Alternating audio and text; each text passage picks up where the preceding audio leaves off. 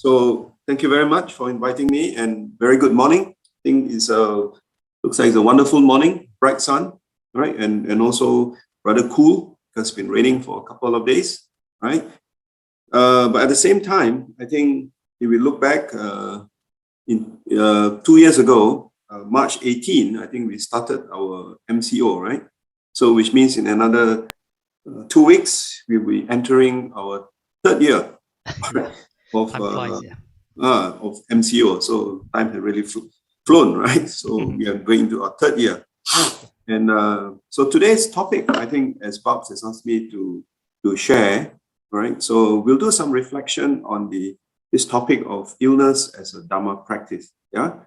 So I think maybe what I'll do is I'll spend about maybe 40 minutes or so, share with you some scriptural or theoretical aspects of illness as it is understood in the Buddhist tradition, particularly in the Pali Canon.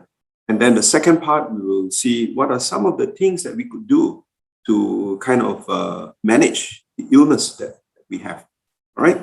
So it's going to come in two portions, right? So the first portion is we're going to see from the scriptural background, what does the Buddha say about illness? Or did the Buddha even say anything about illness, right?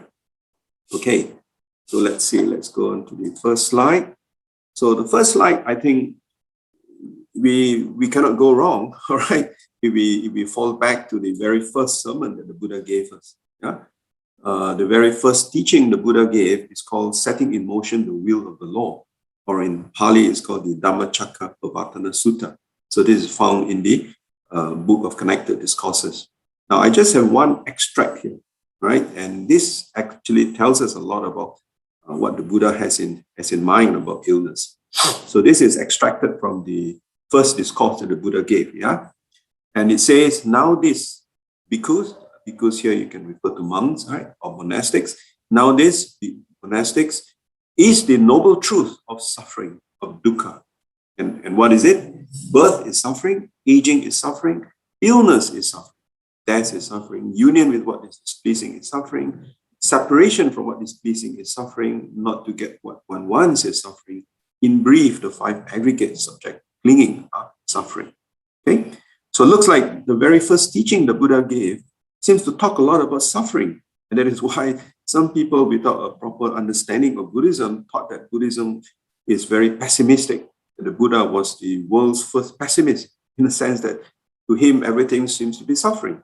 But obviously, after studying the Dhamma, you know that that's not really true, because it's just the first of the Four Noble Truths. So we must always look at the Noble Truths in terms of four aspects, not just one. Right? But nevertheless, the first Noble Truth is important for us to understand the reality of existence. Now, why is that important? Because if we don't understand this, when all these things happen, as it will happen, then we are actually in a state of denial. So the aim of understanding Buddhism, practicing Buddhism, realizing what the Buddha has taught us, so that we will not be in denial when things like aging or illness, and union with what is displeasing, and so on. Whenever things that arise like aging or illness or even death, so we will not be in a state of denial. So I think that's a very important point for us to note. So what this means is that we must have a right view of illness. Now, many of you also understand that the Four Noble Truths, the fourth of the Four Noble Truths is actually about the Eightfold Path. Yeah, so that's where the practice comes in. So the practice of the Eightfold Path is not only about meditation, it's also about many other things. It's about having an ethical way of life. But very important is at the apex of the Eightfold Path is to have right understanding or right view. That is why the Buddha puts it right at the top, the apex of the Eightfold Path. So here, I think if we understand, in the first Noble Truths, the Buddha was not being negative or pessimistic, but he was actually describing the conditions of human life. So he presented a list of experiences that all of us, including even the Buddha, when the Buddha if you read the Mahaparinibbana Sutta, the last discourse that the Buddha gave before he passed away, even in the Mahaparinibbana Sutta, when the Buddha was reaching the age of 80, when he was walking, all right, quite a distance, to Kushinara, because of old age, he had to stop at a couple of places because of old age. So he also experienced pain, tiredness, and so on. So it's a list of experiences all of us, including the Buddha, will face at one time or another in life. So if there is birth, there is definitely going to be aging. There's going to be definitely illness, death, and with that comes sorrow, pain, grief. And the Buddha says, getting what we don't want, not getting what we want, losing what we cherish. So all those things. But what is important is that we find illness is mentioned on the list. So it means that illness or sickness is a very natural part of human existence. So if we can accept that, then we are not in a state of denial. So that from the Buddhist perspective, it's called right view. All right. So I think it's very important for us to understand that aspects of Buddha's teachings of the First Noble Truth. Now, in the Pali Canon, in particular, the word, if you remember the first slide, the Pali word used is yadi, right? So this identifies an aspect of suffering. So illness, and usually translated as sickness, illness, or even disease. But at the same time, if you run through the Pali Canon, you find that there are also many other words that the Buddha used to describe this illness, right? So now I'm just showing you this just to let you know that in the Buddha's teachings of past 45 years, he realized that illness or disease is something that affects everybody. So that is why he spoke at length of it. As later in the first part of today's talk, I would also share with you. So he have other words like roga, abada, gilana. There's also a sutta called the Gilana Sutta, which I'll share with you in a short while, and the atanka. So all these words, they are different Pali words, but they all refer to illness or disease. Now, the reason, as I said, I showed you all this to impress upon you that the Buddha was very observant. He realized that illness was something that affects everybody. And so what is the cure for illness? So this is the second part of today's discussion, right? So this is just to share with us that. And of course, in a Western definition, we define illness as poor health resulting from disease of body or mind. And disease is, of course, a synonym for illness, which refers to a pathological condition of the body, heart, and organ, or a system resulting from various causes. It could be infection, genetic defect, environmental stress, and characterized by an identifiable group of signs or symptoms. And interestingly enough, if you go into some of the Buddha's discourses, you find that the Buddha also mentioned about some of those things that causes, various causes of illness, like in the Giri Mananda Sutta. Later I'll share with you. Now, the other thing is very important for us to understand at least from the scriptural perspective, from an intellectual perspective, is what is the relationship between karma and illness. Now, if you have studied, for example, if you look at the Chula Karma Vibhanga Sutta, I think maybe a year ago, I think I did share this sutta with Babs. So this is called the Lesser Discourse on Karma. Now, in the Lesser Discourse on Karma, you see a correlation of good health, good karma, and how in the past and vice versa.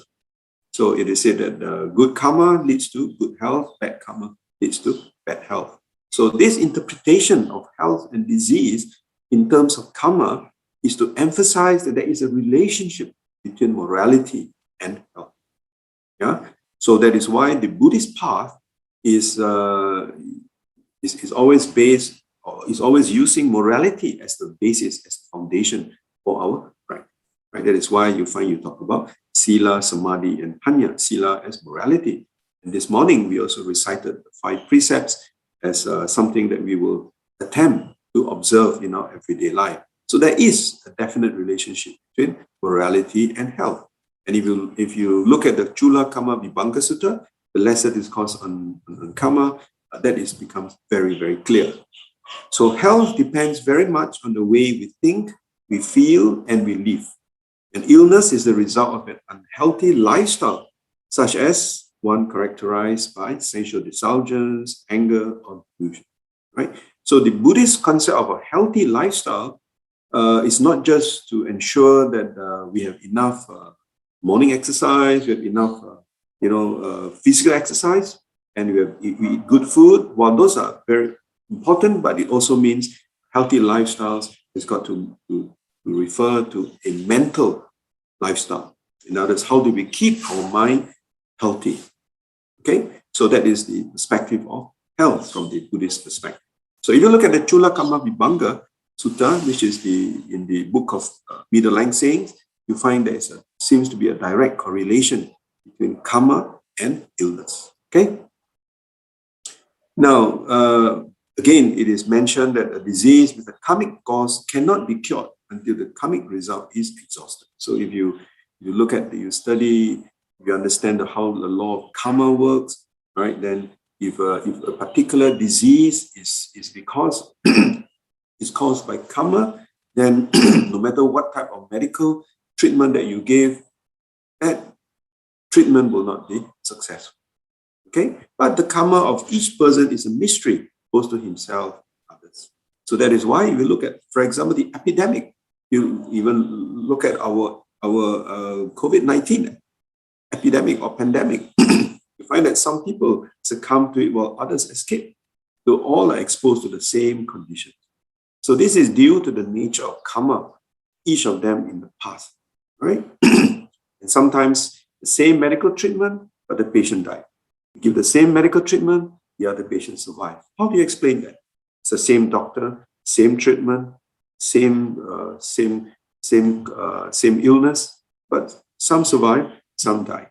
So karma has played a very, very big role in our illness. So understanding that helps us to look at life in a much calmer perspective when we are set with illness. At the same time, we must also be careful not to think that everything is due to karma. The Buddha explained that the causes of sickness and disease can originate from different sources, not just karma. Now, there is this sutta which I mentioned here called the Giri Mananda Sutta, which is in the book of Gradual Sayings, book of 10. So if you look at this sutta, actually I talk about 10 things. Now, obviously we don't have time to go through this sutta, but it's a very interesting sutta because it's a sutta about this monk called Giri Mananda, who was very sick. The sutta didn't actually say what he was sick from, or he was obviously very sick. And then Ananda met up with him, and Ananda went to the Buddha. And when the Buddha heard what Ananda said about Giri Mananda, the Buddha told Ananda, go back to Giri Mananda and ask him to reflect or to contemplate on 10 things, right? So if you Google this particular sutta, you read what are those 10 things. Include things like, for example, perception of anicca, right? In others, you reflect on impermanence, reflect on non-self, and then do breathing meditation, do mindfulness, breathe in, breathe out, just acknowledge the illness, which we will touch a little bit when we come to the second part. But so what I'm saying here is that you find even during the Buddha's time, the Buddha did realize that illness is not only caused by karma, while there is a strong correlation with karma. And here in the Giri Mananda Sutta, the Buddha says that there are other causes. For example, the system itself, imbalance of bulk, the phlegm, the wind, conflict of the humors, from changes of weather, from adverse condition, cold, heat, hunger, thirst, pregnant, and urine. So a whole range of things. It's interesting that during the Buddha's time, the Buddha would explain all those things, right? That which would be causes of karma, causes of illness. So the point here I just want to mention is that while there is a direct correlation, strong correlation between karma and the illness, but we must not conclude that all our illnesses are due to. It could be due to many other factors. In a short while, I will show you why. For example, in the Donapaka Sutta, some of you are familiar with this interesting discourse. This discourse is actually between King Pasenadi and the Buddha. King Pasenadi is one of the two kings who were very regularly featured in the suttas, the other is King Bimbisara. So King Pasenadi, from the suttas that we read, appears to be a very big size, very fat person, fat king, right? And it was this particular occasion, he has been feeling very unwell, he was feeling sick after a very, very heavy meal. So that's why you got a dona paka, which means a bucket full. So the story says that he ate a bucket full of rice. So can you imagine how much that would have been? And he came to the Buddha, and what did the Buddha tell him? Did the Buddha say, "Oh, Pasenadi, your illness is because of your karma"? No, the Buddha did not tell Pasenadi that your illness was due to your karma. Instead, the Buddha says, when a person is constantly mindful and knows when enough food has been taken, all their afflictions, all their illnesses become more slender, becomes less. They age more gradually, protecting their lives. In fact, in this discourse, the Buddha even said that they actually age more gradually. In others, they don't grow old so quickly. All right? So all the afflictions become less. That is, if you are mindful, again in the Girimananda Sutta, from the 10 perceptions, the last perception is perception on mindfulness. So if a person is constantly mindful and knows when enough food has been taken, so there must always be moderation in food. You eat too much, there is going to be a cause for illness. That's not because of karma, right? That's because you ate too much, all right? So your afflictions will become less if you have moderation in food. So this is just one example in the Donapaka Sutta, where the Buddha explains that do not say that everything is due to karma, all right? So karma is not fate. So for practical purposes, we see all diseases as though they are produced by mere physical causes. So that should be our approach. And even if the disease has a karma cause, it should be treated. So here we are not saying, oh, we cannot guess, because nobody actually knows what is caused by karma or what is not caused by karma. So that's why it is said from the Buddhist perspective, for practical purposes, we must see all diseases as treatable. As no condition is permanent, and as the causal relation between the deed and its correlated consequences is more conditional than deterministic, there's the possibility for the disease to be cured so long as life endures. So I think this is a very important point for us to note. While as Buddhists, we are strongly influenced by the law of karma, we must not say that if we suffer from an illness, automatically say that's because of our karma, and we do nothing about it. So that's not the right approach, right? As some of the examples has been shown there. Now, how, again, in another discourse, so it's not just the Donapaka Sutta, but in the Tita Sutta, you can refer to this, where the Buddha says to think that everything is due to karma is a wrong view. Remember, we said right view is very important. So to have that view that everything is due to karma, in the Buddha's time, this is called Determinism.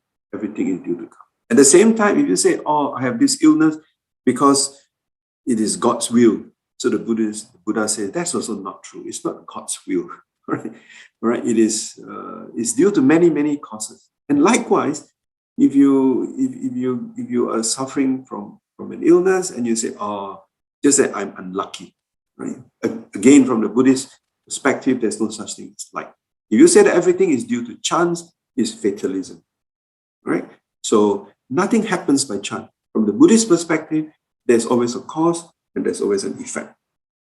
So it's a causal relationship. Okay? Again, I'm not going to go into details in what the Tita Sutta is explaining, but I just give you the name so that I hope that after this session, you would take some time and then go through this particular sutta itself. What does the Buddha mean when he said that everything is not due to fate? Sorry, everything is not due to karma. Because if you say that, then you're saying everything is fated. And fatalism is not karma. So that's a very important for us to note. Yeah. Now, having said that, all right, sometimes because we don't really know that whether our illness is due to karma or not due to karma, but it's always good to have what is called, to practice what is called the opponent powers, right? Now, this is mentioned in different parts of the Pali scriptures, but not as one complete piece. But in the Tibetan tradition, so this is a kind of a complete piece, right? It's actually one of the in one of the Lamrim teachings. So I thought I'll just share this with you. So it's called the 4 opponent powers. If one is suffering from some illnesses, then one do not know whether is that really due to karma or not due to karma, right? We do not really know. But we can always kind of confess one's bad actions that one has done, and then make that strong determination, the adhitthana, we say in Pali, not to repeat that bad action that we have done. Sometimes we don't even know what bad actions we did in the past, right? So we make that confession maybe in front of a Buddha image and say, look, whatever negative actions, whatever bad actions that I've done in the past, all right, I confess, I know that it's not good, it's wrong. Now I make a strong determination not to repeat whatever bad actions that I've done. If I can remember those bad actions that I did, then I will specify what those bad actions that I did, then I will not do it again, okay? Because that could be the cause of my illness. We do not know. So we give ourselves the benefit of a doubt. So we confess one's negative actions that one has done. But more important is we make that strong determination, the right efforts, right, that we will undertake with that strong determination. In Buddhism, in the Pali tradition, we say we make the adhitthana, strong determination, all right, not to repeat whatever wrong actions. For example, we break some of our precepts. We make that strong determination. We will not repeat that mistake that we did. And then we take refuge in the triple gem. We observe, right? We say, here, from now onwards, I reaffirm my refuge in the Buddha, in the Dhamma, and in the Sangha. And finally, we do meritorious deeds, right? We do meritorious. How do we do meritorious deeds? In the traditional way, we talk about dana, sila, bhavana, right? We do charity, we practice precepts, and we practice mind training. So dana, sila, bhavana. So we do meritorious. So these are called the 4 opponent powers, right? So it's very explicit, especially in the Tibetan tradition, but I thought it's something that is really very useful, that all of us, irrespective of what tradition that we follow, I think it's a very, very good Dhamma practice that we can all put into our everyday life. Okay, so these are called the 4 opponent powers, especially when we have sickness. Okay. Now, in the Gilana Sutta, Gilana means sickness, right? Is one of the words that the Buddha used, right? In the Anguttara Nikaya Book of 3. So here, in the Gilana Sutta, the Buddha explains 3 types of patients, right? The first type, they do not recover, even if they get proper medical treatment. Yeah. The second one, they recover, irrespective of whether or not they get medical attention. Okay. And the third one, they recover only with appropriate medical treatment. So, like I mentioned in my earlier slide, we should always treat our illnesses as we are patient with the third type. That means we can recover. But then we have gone to the best doctors, we've gone for the best hospital, we've done all sorts of medical treatment, Western treatment, Chinese treatment, Indian treatment, Tibetan treatment, whatever treatment you have done, you still cannot recover from that. Then, in most probability, you do not recover even with proper treatment because it is karma related. So you just have to let it take its course. Okay? Just let it take its course. And sometimes, so that certain people, they fall sick. So irrespective of whether they get treatment or get no treatment, they just recover. Right? They just recover. Very naturally, they recover. Right? Because they have a lot of, it could be they have a lot of good karma ripening, that kind of conditions that helps them to recover. So this is an interest. There are much more details in the Gilana Sutta, but again, I don't have time to go through it. So if you're interested, please read the Gilana Sutta. This is Book of 3, Sutta 22, where the Buddha mentions about these 3 types of patients. All right. But the key point is we should treat ourselves, if we fall sick, as patient number 3. All right. In other words, we do go for appropriate medical treatment. Okay. So that's the 3 types of patience. Now, the Buddha also talks a little bit more about patience. I thought to share with you some other discourses in the Pali Canon. The other one is called the Petaling Jaya Sutta, also in the book of 5, Anguttara Nikaya. So here, the Buddha actually gave some advice on a patient with 5 qualities. Here, the first part is, will not gain timely recovery, and he will remain sick. If you are sick, you are a patient, and these are the 5 things that you do, you'll not recover. In other words, you do what is unsuitable. Unsuitable could be, if you are sick, but you continue to eat food that is not suitable, or you do not take medicine, right? So do what is unsuitable, you will not recover. And you don't know what moderation in, what's suitable with moderation. Again, in moderation. You don't take your medicine, you're not going to get cured. So you see here, the Buddha also talks about the importance of taking medicine, right? Which means that the Buddha is not saying that all your illnesses is due to karma, isn't it? Otherwise, in the Petaling Jaya Sutta, the Buddha wouldn't include number 3 as the need to take medicine. The 4th one is you do not disclose that your illness is worse or better. In other words, you are not truthful to the nurse or to the doctor. All right. So here you find that the Buddha is also talking about someone that looks after a patient, which we will come to in a short while. And then you're unable to endure painful feeling.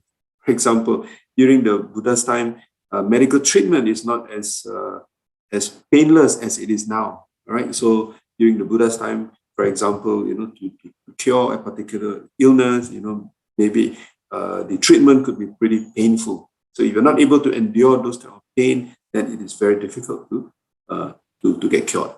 So these are the 5 things which the Buddha mentioned in the Petaling Jaya Sutta, that if you are sick and you have these 5 qualities, you will not be able to recover quickly.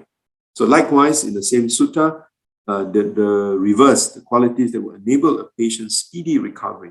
So you take appropriate food and drink. Okay, I think if you are very sick, even doctors would say certain food you should avoid.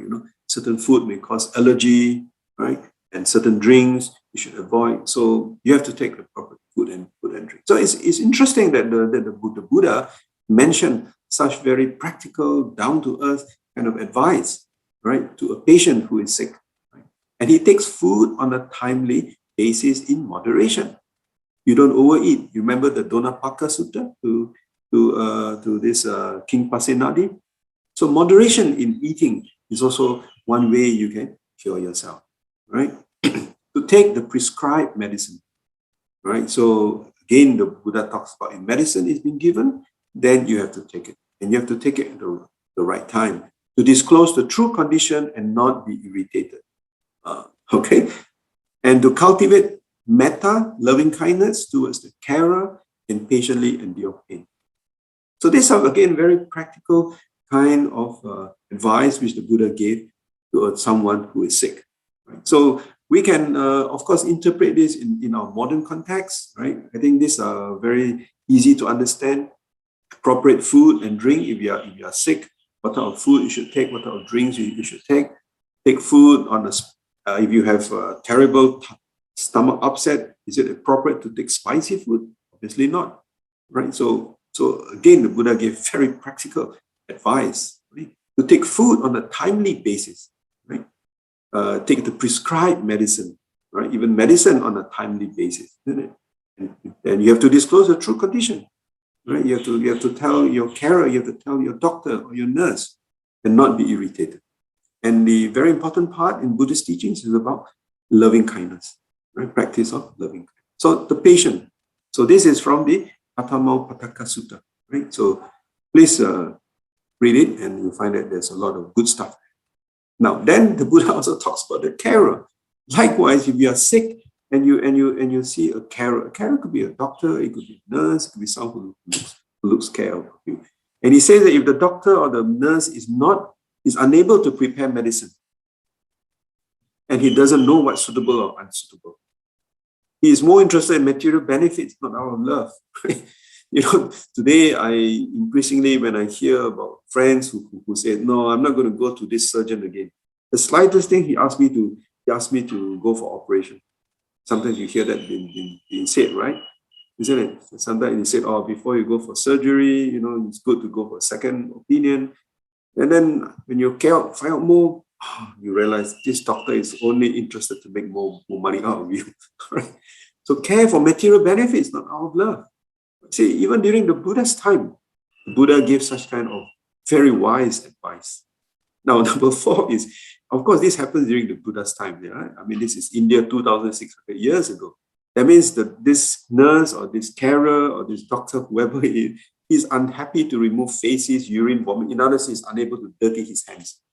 Right? He's not willing to dirty himself. Right? You want to be a carer. And later we will see how the Buddha himself, behaved when one of his monks was sick. And he cannot encourage or inspire patience. Of course, here he talks about Dhamma talk regularly. Right? So it makes me think, maybe those who are, who are curing the patients, some could be monks themselves, or it could be like doctors like the famous doctor during the Buddha's times, Jivaka. Right? Some of you heard of Jivaka. Right? So if this carer has got these 5 qualities, it's not going to be good for the patient. So likewise, Buddha talks about the competent carer. So in the Dutiya Pataka Sutta, the Buddha says, the doctor is qualified, right? He has a proper MBBS, or he has an MD from a reputable university, not a fly-by-night university, right?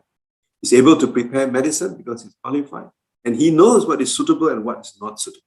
So he's qualified. He's a real doctor. He cares for the sake of love, not for the sake of material benefits. Okay? He's happy to remove feces, urine, vomit. In other words, he's not worried. He's not too concerned about getting himself dirty. And he's able to educate, encourage, fire, inspire. I'm sure we like to go and see a doctor who can also encourage us, who can inspire us, who can educate us, isn't it? Right? If you go to a doctor who doesn't want to talk to you, or to answer any of your questions, I think you will be very depressed, isn't it? Okay? So probably if that happens, you should tell the doctor it's better off that he becomes a vet rather than become a physician, isn't it? At least if he's a vet, the animals is not going to ask him anything, right? So whereas if he's a doctor, and I think his job is to encourage, maybe not to fire up, but definitely if he can inspire the patient, right? I have I've been to see doctors who are very inspiring. They tell you the truth. They say, yes, this is not good, but not to worry. If you do this, give yourself 1 week, 2 weeks, you can see progress. So isn't that inspiring? Okay. So again, this is something that comes straight from the Pali Suttas. So you see, if you read the Suttas, you find there lots of very practical advice. Yeah.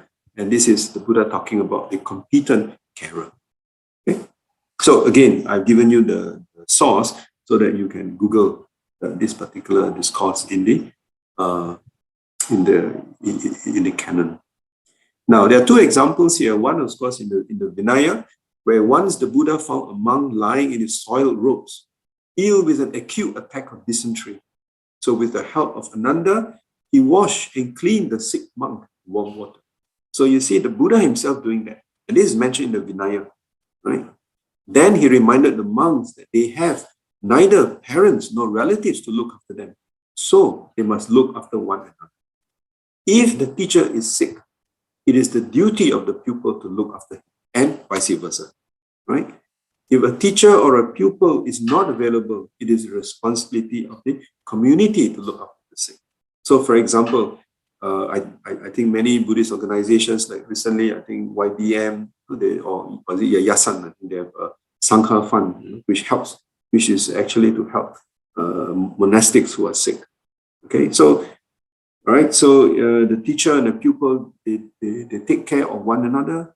If both teacher and the teacher and the pupil are also sick, then it is the duty of us lay people right, to the upasakas, upasikas, for us to support the Sangha. Okay, so here the Buddha himself, give example, he washed and cleaned the sick monk in warm water. So this is related to the happy to remove feces, urine, vomit, and vomit, which I mentioned in the Liow Patakasa. So here, this is one example.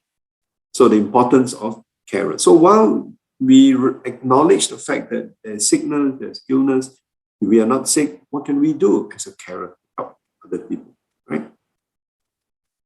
So in the Dhammapada, this is more in the commentary to the Dhammapada. So the A there means the Atakata, that means it's the commentary, right? So on one occasion, the Buddha found a monk whose body was covered with sores, his robe sticking to the body with pus oozing from the sores. So not a very pleasant sight, right? Unable to look after him, his fellow monks had abandoned him. So you notice in this case, even the other monks couldn't stand probably the stench, and then the suffering there. And on finding this monk, the Buddha boiled water and washed him with his own hands, cleaned and dried his robes. So when the monk felt comforted, the Buddha preached to him and became an arhat, after which he passed. So I just related two stories to you to show how important caring for someone who is sick, right? So I think that is why, for example, in some Buddhist organizations, they spend a lot of time, on this, tending to the sick. Right? In the Mahayana tradition, for example, they even have personified Buddha as a medicine, as a doctor. That's why you have the Vaisaja Guru Buddha, the medicine Buddha, right? So all these things you have to look at it in a metaphorical way, especially if we follow the Pali tradition, the Theravada tradition, where you don't have this concept of Vaisaja Guru Buddha or the medicine Buddha. So we don't have to look at it in a very literal way, but look at it as the Buddha as a teacher, and as a doctor, rather, the Buddha as a doctor.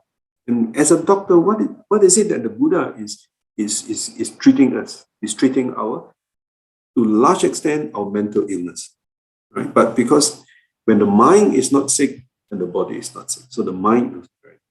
Okay, so that is why especially in the Mahayana tradition, they have personified this concept of the Buddha as a doctor, right, into a Buddha called the Vaisaja Guru Buddha. So tending to the sick. So the final part is, how do we manage our illness? So in other words, what kind of attitude should we have? So first one is, we have to have our daily reflections, right? The first one is, I'm subject to aging, I've gone beyond aging. I think we speak briefly about aging in a couple of sessions back, so I'm going to skip that. So I'm subject to illness, I've gone beyond illness. Subject to death, I'm not gone beyond death. Grow different, separate from all that is dear and appealing to me, and I'm owner of my actions, heir to my actions, right?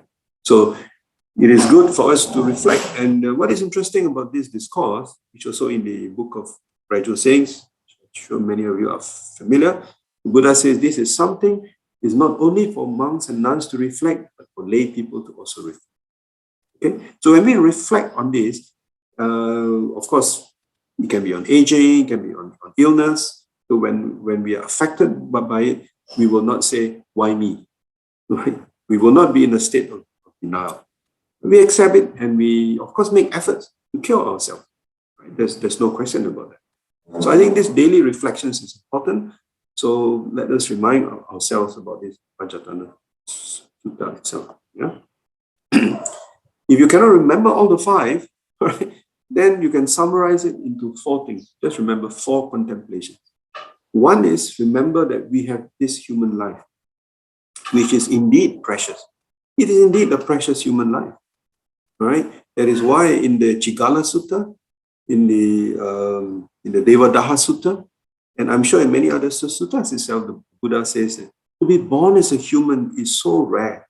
It's even rarer. It's even more difficult than the Buddha gave the analogy in the Chigala Sutta about the half-blind turtle who lives at the bottom of the ocean, who comes up to the surface of the ocean once maybe in 100 years, and floating on that ocean is a is a piece of wood with a hole or a yoke, and that turtle, one-eyed blind, puts the neck into that hole of that turtle once in 100 years. So what is the probability of that turtle being successful in putting its neck into that hole of the wood that floats aimlessly on the surface of the ocean?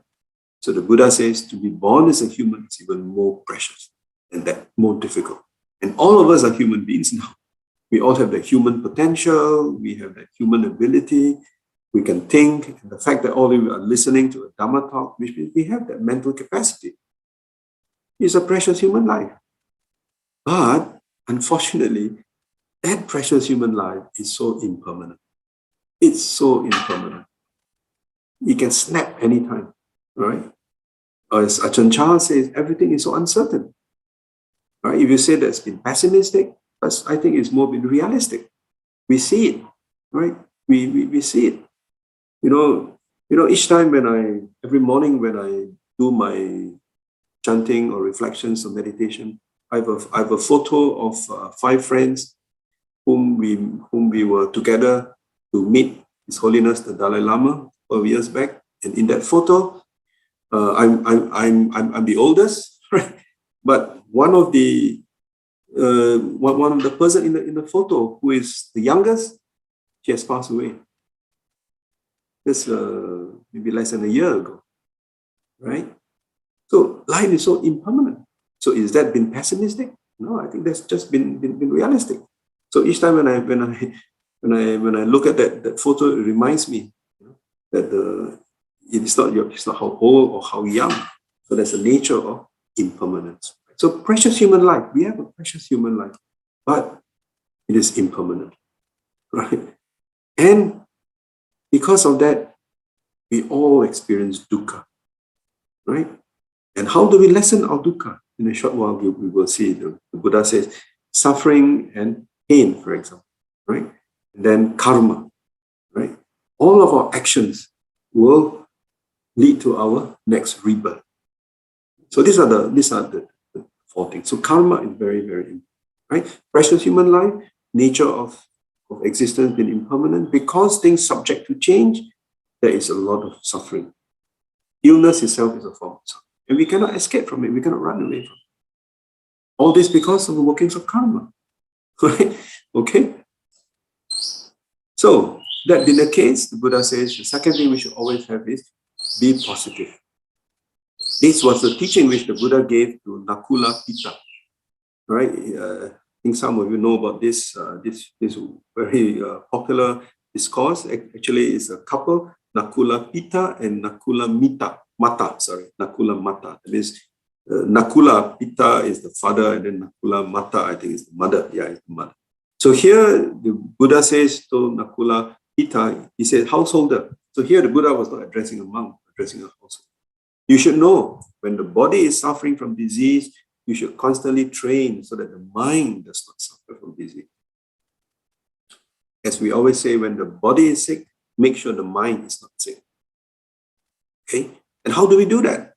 We do that by having a good understanding, having the right view about things. That's why the Buddha's very first teaching is to tell us to accept that it's just part and parcel of life. That is why in the Upajjhatthana Sutta, the Buddha says there are 5 things which constantly we reflect. Because if we do that, then when we're suffering from any illness, any disease, our mind is not affected. Right? Our mind is not. And how do we do that? In other words, again, this is back to the right view, the 2 arrows in life. So illness, right? Sickness, there's physical pain, right? So the first arrow is called the physical pain. So the illness that we experience, the sickness, that is the first arrow. That is the physical. And what is the second arrow? The second arrow is the emotional reaction to the first arrow. So the first arrow is inevitable. It's part of being in samsara. But the second arrow is not inevitable. It is preventable dukkha. It is optional.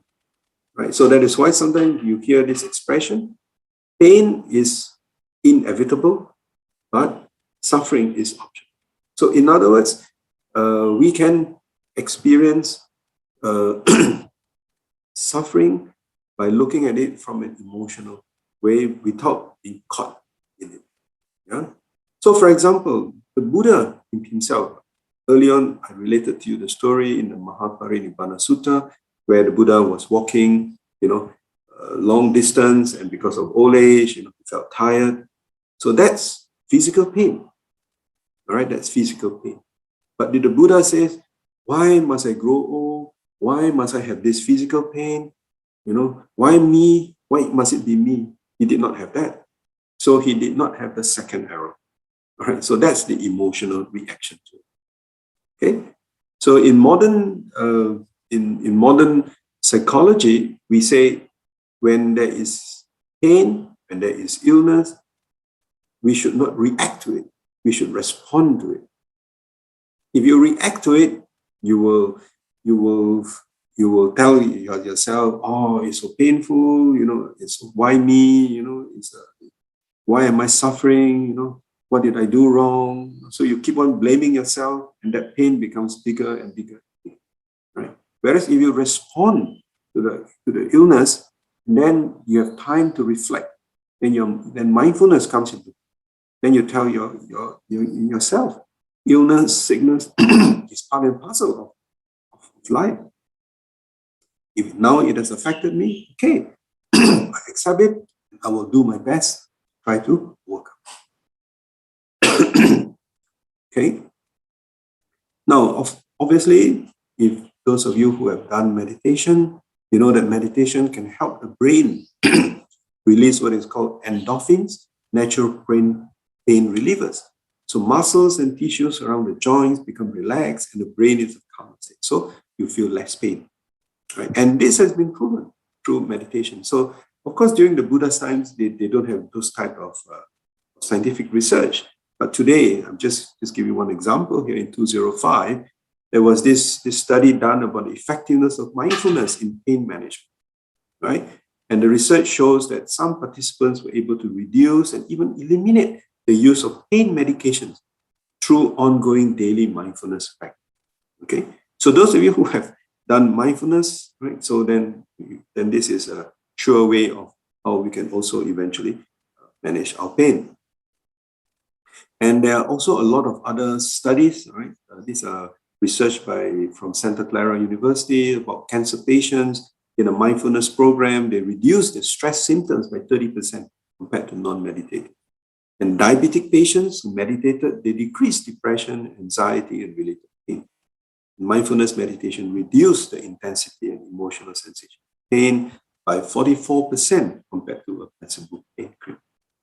So again, I'm just showing you this just to let you know that what we have been learning through our meditation, through our mindfulness, right? If we really come in contact with that particular illness, right, despite whatever medication that we have, so our mindfulness could actually also help us, right?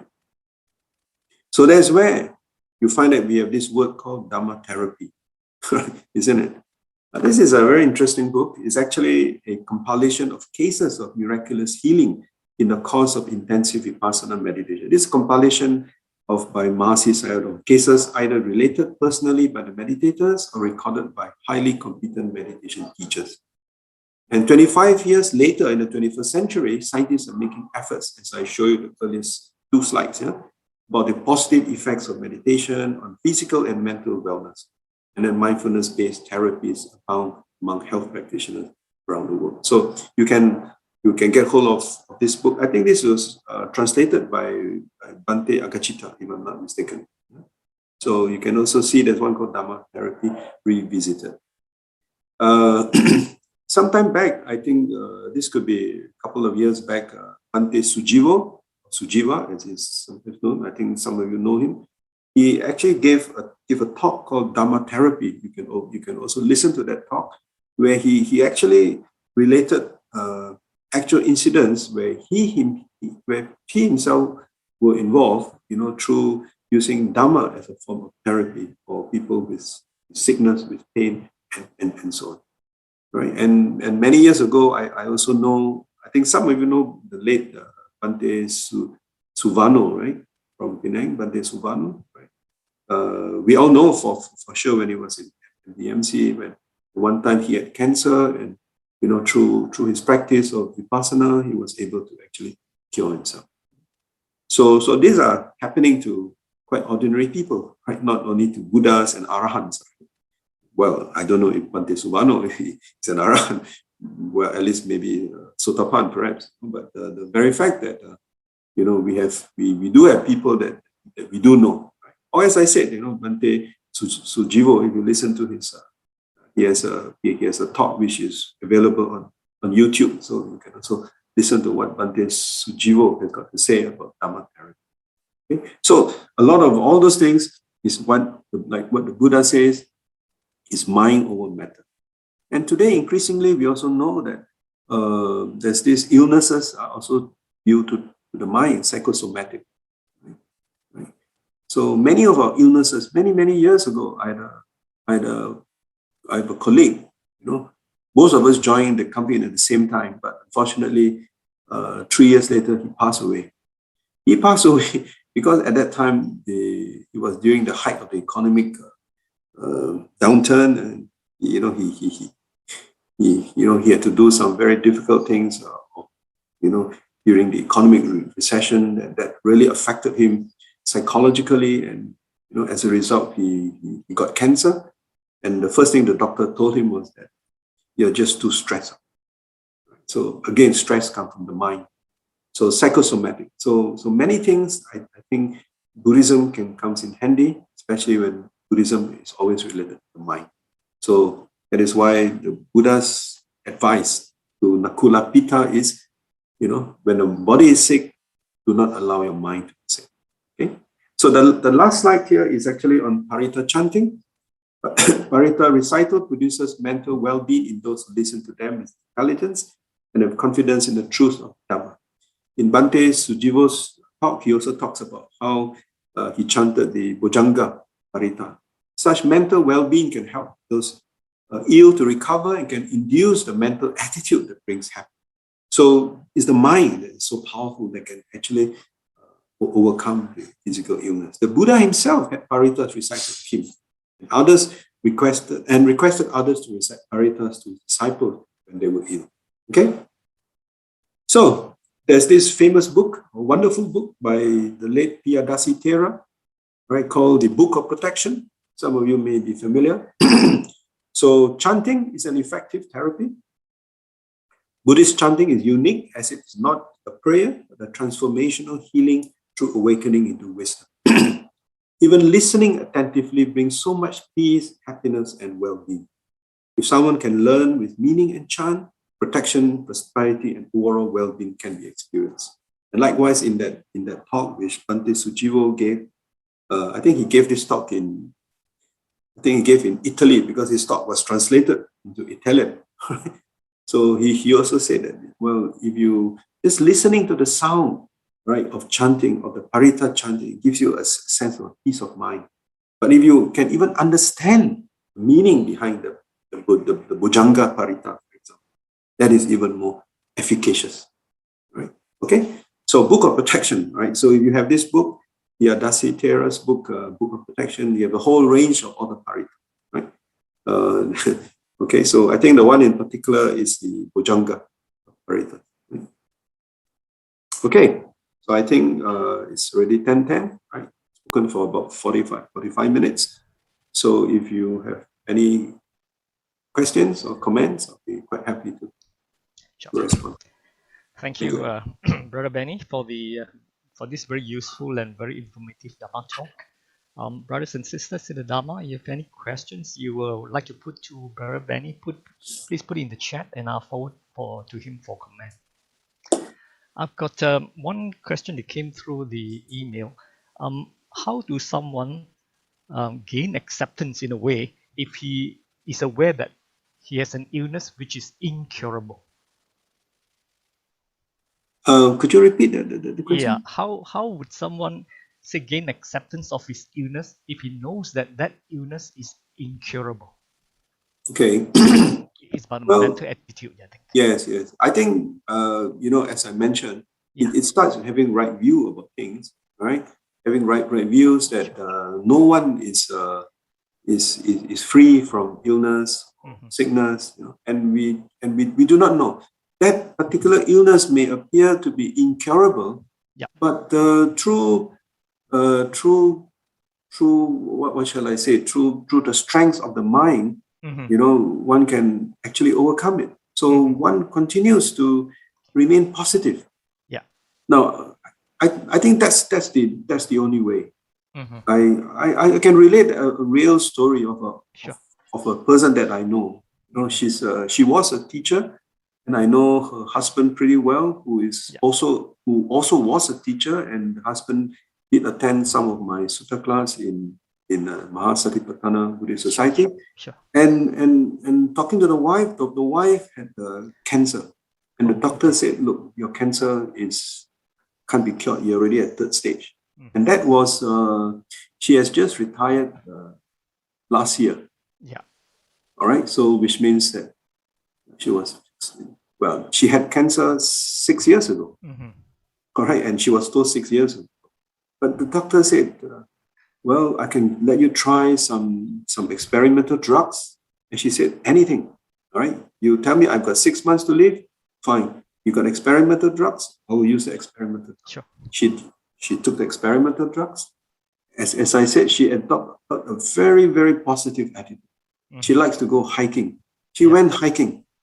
All right. She likes, and lately she thought of doing scuba diving. Wow. So she actually took up lessons to take scuba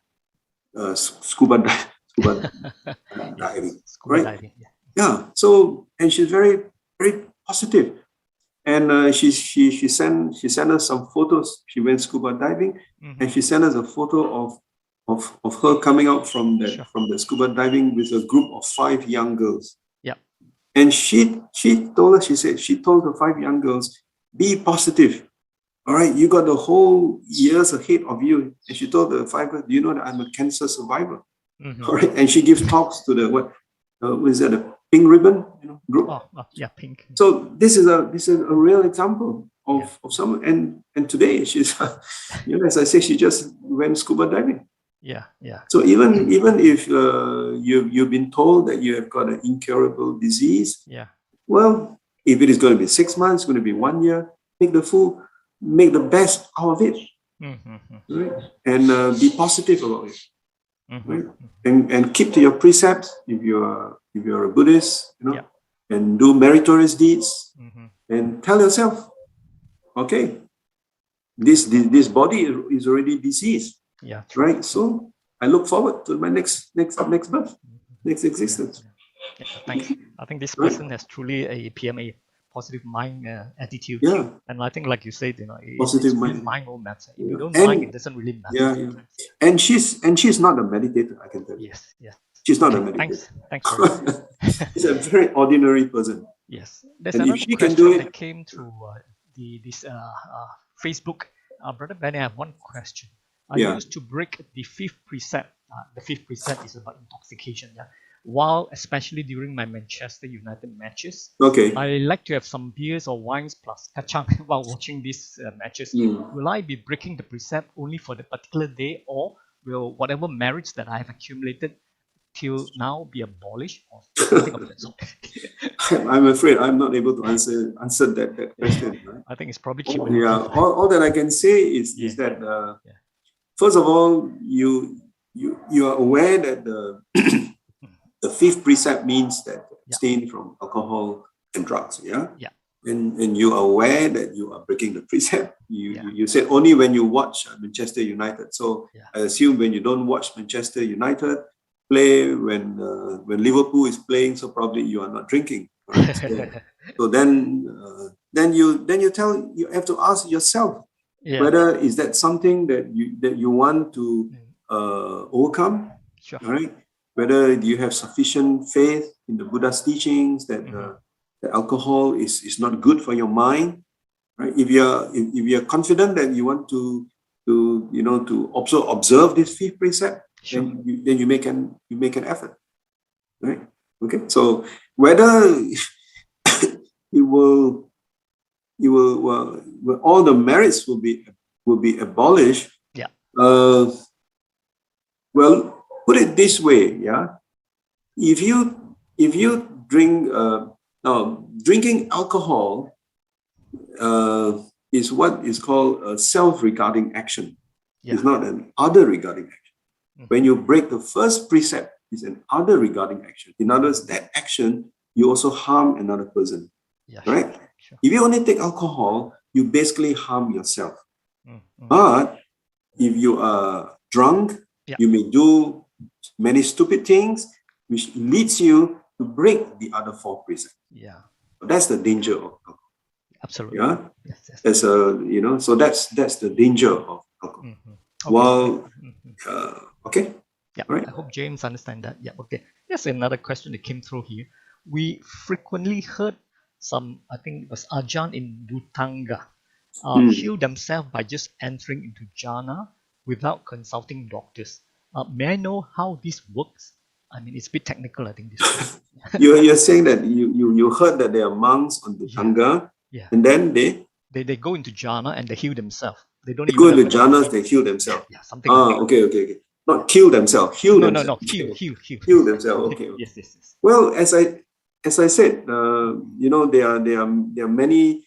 Like for example, today, have you heard of this technique called MBSR, mindfulness-based stress reduction techniques?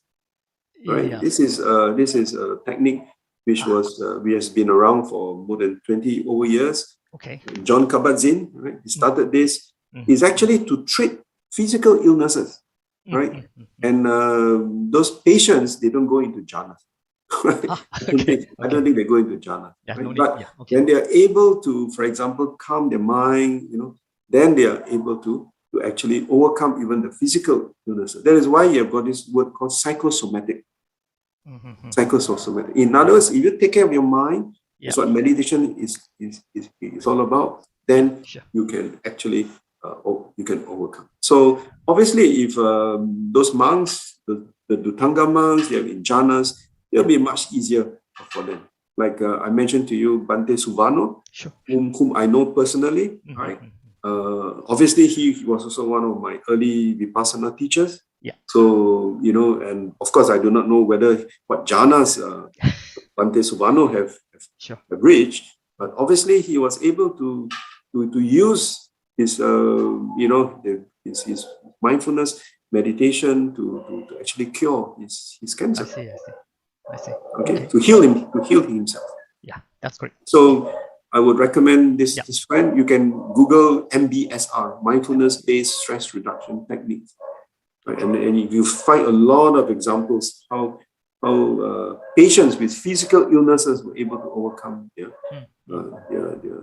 heal themselves through this technique. Thanks. Okay. I just thought of a case when a person is ill. I think the meditation would be great, but then in that state, the person could be lying on a bed. So if you think about meditation, it's either sitting meditation in this case or lying down meditation. But if you do lying down meditation, things like sleepiness, pain, and even restlessness might impede you. So what's your advice on this for someone who is ill, lying on the bed? What kind of meditation would be best for them? Well, you can do breathing meditation, breathing in, just breathing lying out. down. Okay. Breathing in. Okay, then I recommend you to read the Giri Mananda Sutta. Giri Mananda Sutta. Sure. Right? Giri Mananda Sutta, Anguttara Nikaya 1060.